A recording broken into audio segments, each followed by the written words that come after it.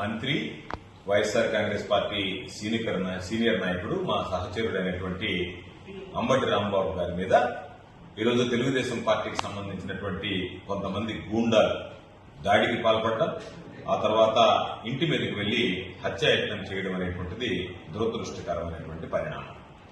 ఈ రాష్ట్రంలో ఆటవిక రాజ్యం వెళ్తుంది, ఆటవిక పరిపాలన కొనసాగుతుంది. చంద్రబాబు నాయుడు, లోకేష్ నియంతృత్వ పోకడలతో ఈరోజు వైఎస్ఆర్ కాంగ్రెస్ పార్టీ శ్రేణుల మీద దాడులు కొనసాగుతున్నాయి.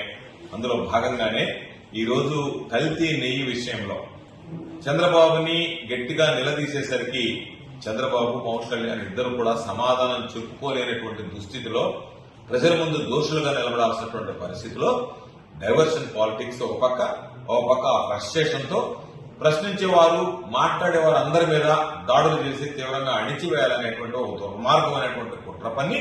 అందులో భాగంగా ఈరోజు రాంబాబు మీద రాడ్లు, కర్రలతో మనం చూశాం. బూతు మాటలు, బూతు పంచాంగం అంతా మాట్లాడి మహిళలు కూడా విచక్షణ మరిచి ఈరోజు రాంబాబు గారి మీద అనరానటువంటి మాటలు మాట్లాడడం, బూతులతో రెచ్చిపోవడం, రాడ్లు, అదేవిధంగా ఉన్నటువంటి కర్రలతో రకరకాలైనటువంటి మాటలు, ఇక మనం వినకూడనటువంటి మాటలాడడానికి కూడా వీలు కానటువంటి పదాలు ఉపయోగించి అటువంటి దరిద్రమైనటువంటి భాషతో ఆయన తోలనాడి, ఆయన ఆవేశంలో మీరు ఈ విధంగా చేస్తున్నారు అని చెప్పి ప్రశ్నించినందుకు వెంటనే ఆయన ఇంటి మీదకి వెళ్లి చంద్రబాబు నాయుడిని ఏమీ అనకపోయినా, ఈరోజు వీడియోలో సాక్ష్యం మేమందరం చూసాము. ఈ వీడియో ఎక్కడ కూడా చంద్రబాబు నాయుడిని ఒక్క మాట కూడా ఆయన మాట్లాడినటువంటి పరిస్థితి లేదు.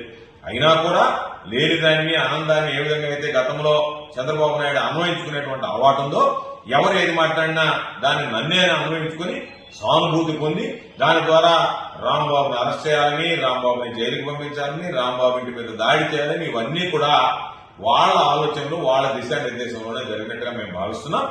రాంబాబు గారు ఇప్పటికే చెప్పడం జరిగింది, నేను అరెస్టులకు భయపడను, పోలీసు కేసులకు భయపడను, దేన్నైనా ఎదుర్కొంటా, కాబట్టి నేను దేన్నైనా ఎదుర్కోవడానికి సిద్ధంగా ఉన్నాను అని చెప్పి ప్రకటించడం జరిగింది.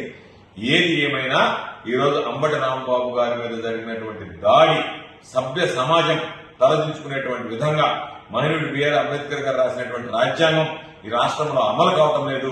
ఈ రాష్ట్రంలో ఆటవిక రాజ్యాంగం, నారావారి రెడ్ బుక్ రాజ్యాంగం అమలవుతుంది. అందులో భాగంగానే ఈరోజు అంబటి రాంబాబు గారి మీద హత్యాయత్నం జరిగింది.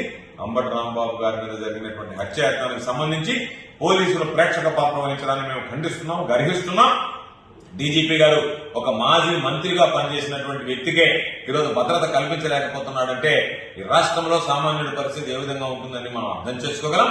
కాబట్టి ఈ ప్రభుత్వం అనుసరిస్తున్నటువంటి విధానాలు, ఈరోజు ప్రజా వ్యతిరేక విధానాలతో పాటు వాళ్ళ పోకడలు కూడా ప్రజలు గమనిస్తున్నారు. ఈ ప్రభుత్వానికి